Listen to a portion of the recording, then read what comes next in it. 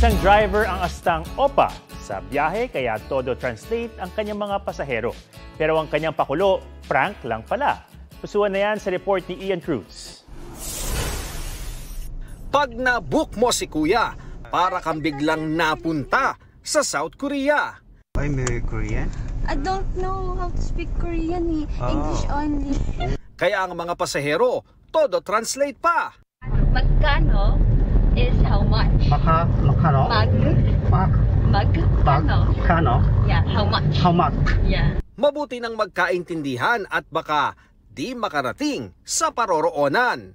What is the left? Kaliwa. Yeah, kaliwa. Yeah, in the kanan, right? Yes. Pero wait lang, So dito na po tayo, no? Ano ba yan? Ano ba yan? Hirap naman ko. Naiiyak ako. Sorry, ma'am. It's a prank. Nakaka-break up na. prank lang yan ng driver na si Shalbert Betarmos. Nag-aral daw talaga siya ng Korean language para sana makapagtrabaho sa South Korea. Pero sa exam, laging kinakapos ng isang puntos. Kaya nag-taxi driver muna siya at ngayon sa ride-hailing app na namamasada. Dahil isa ring vlogger, content niya raw dati ang maghanap ng mga Koreanong pasahero para mas mahasa pa sa Korean.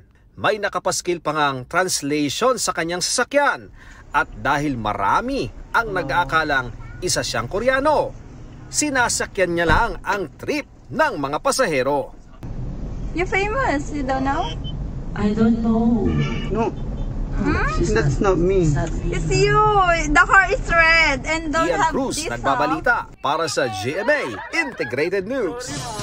Huwag magpahuli sa mga balitang dapat niyong malaman. Maaring mapanood ang State of the Nation at iba pang newscasts sa youtube.com/GMA News. I-click lang ang subscribe button. Sa mga kapuso naman abroad, maaari kaming masubaybayan sa GMA Pinoy TV at www.gmanews.tv.